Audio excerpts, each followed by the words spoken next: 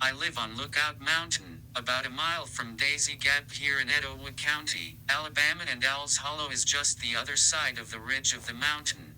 This story has been passed around in my family ever since I can remember. Hope you enjoy it. Owl's Hollow is a sparsely populated and peaceful location nestled at the foot of Lookout Mountain, in North Alabama.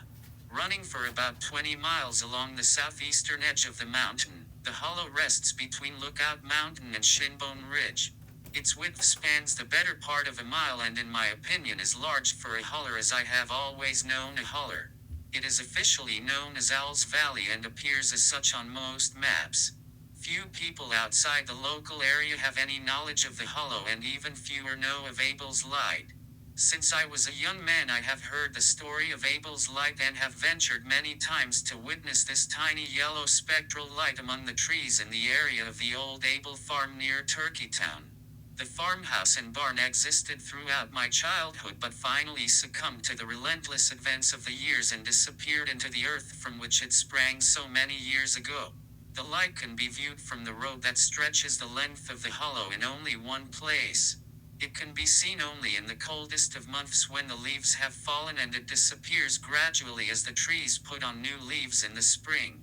The area has overgrown with so many trees and undergrowth that, even as many times as I have been there, I have trouble locating the only vantage point from which the light can be seen.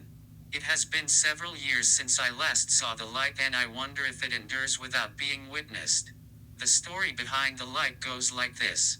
In the early part of the 1900s, Owl's Hollow was, of course, even more sparsely populated than it is today. Large tracts of pasture land and hardwood forest covered the floor of the hollow, accommodating only a few homesteads connected by narrow rutted roads. One family living here was the Abel family. Mr. and Mrs. Abel had 3 children, the youngest of which was a son named Henry. Henry was 4 years old when, one bitter cold December evening, he disappeared. The weather was so cold that the urgency of finding the lad was of immediate and overriding concern for every family member. A frantic search in the area near their home by the family failed to turn up little Henry. Word went out to the neighbors for miles around and they eagerly joined the search for young Henry. All through that first night, searchers came and went from the Abel house. Having a cup of hot coffee and warming by the fire recharged the searchers. They doggedly returned to the task at hand in the bitter cold darkness. The search continued the next day, but there was no sign of the young lad, no tracks, no scent trail for the hounds, no nothing. 3 days after Henry disappeared, the general consensus among the searchers was that he was likely dead of exposure and might never be found. Henry's father could not accept this as the fate of his son and never stopped searching. He would leave home in the mornings and come in only when he was so hungry and exhausted he couldn't continue. Grief-stricken to the very brink of madness, Henry's father lived a tortured existence and the entire family felt his suffering. The work around the farm was beginning to pile up in his absence as he searched on. Even though the other family members were doing double duty to maintain a normal existence, the work still piled up. On occasion a neighbor would come by and help Mr. Abel with his endless search or with the farm work. Henry's father searched even at night carrying a kerosene lantern as he rode on horseback over the same roads he had covered 100 times before. 1,000 times, he called Henry's name as he rode. This went on for months to no good conclusion. Finally, Henry's father did not return from his search one night in mid-March. His horse came home and was discovered the next morning in the hallway of the barn. Henry's older brother began a search for his father and within an hour located his body hanging by his neck from a forked limb in a blackjack oak just off one of the roads that he had searched so many times. He had apparently accidentally hanged himself in the dark when he rode the horse under the limb.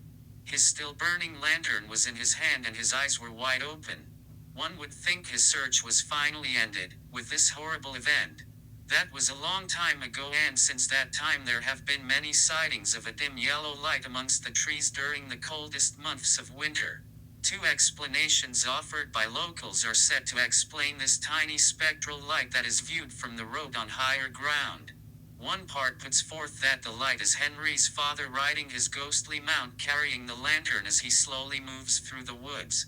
The hoofbeats of the horse can be heard on especially quiet nights, punctuated by a man's voice calling the name Henry.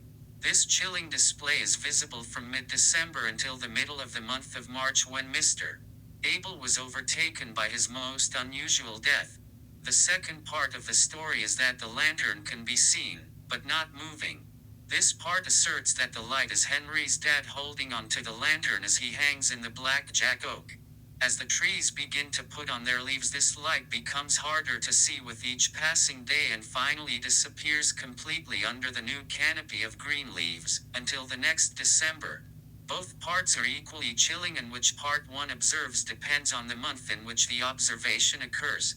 I have witnessed this ghostly light on a number of occasions. I have heard the hoofbeats. I have heard a distant, desperate voice calling Henry's name.